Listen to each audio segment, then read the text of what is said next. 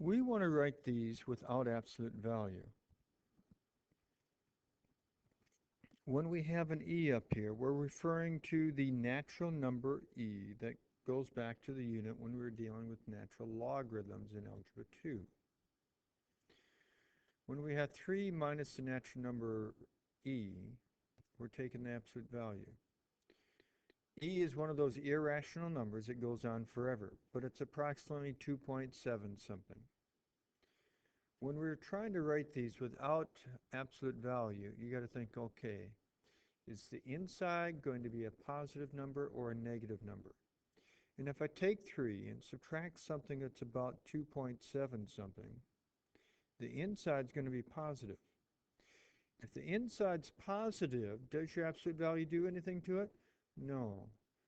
Absolute value doesn't do anything to it. So we don't need the absolute value, so your answer is just 3 minus e. If, however, we go ahead and we switch the two numbers around and go e minus 3 in our absolute value, e is about 2.7 something, and you subtract 3, you'll realize, oh, that's a negative number. Well, if the inside is negative, you need to remember that your absolute value will make it positive by multiplying it by -1. So, if we got to take the inside, which is negative, and multiply it by a -1, we really get this. But then you're going to have to go ahead and distribute through. And when you do that, we get this.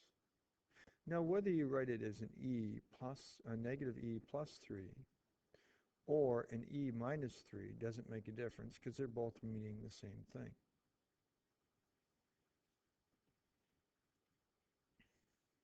Scientific notation. Remember, with scientific notation, you want to move your decimal over until you get to only one digit in front of the decimal point. So with this one here, we're going to have to take it and move it 1, 2 spots. When you move it 2 spots, it's going to be a 5.13. But then how many places you moved it is really your exponent on the power of 10. We moved it 2 places, so it's 5.13 times 10 to the second. Next one down, your decimal point is really here. Then you got to count how many places you got to move it to get all the way over to here. And so it's going to be a 9.3. You count how many places you had to move it along here. That becomes your exponent on the 10. And in this case, we have to move it 8 places.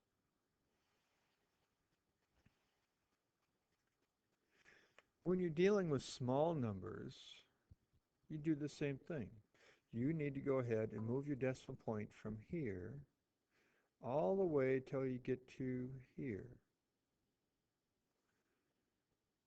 So it's going to be an 8.52 times 10 to a power.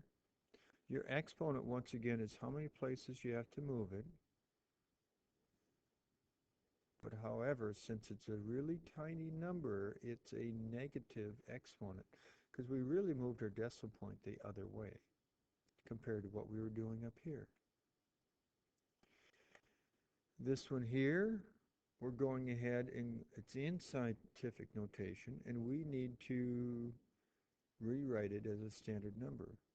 Your exponent's -8, so that means you got to take your decimal point here, move it 8 places to the left. Well, if you move it 8 places to the left, you got to move it here. Then you got to move it 3 or 7 more places. It's going to put 7 zeros there. So it's a negative because we're starting out with a negative in front. 0.7 zeros, and then just the rest of the digits.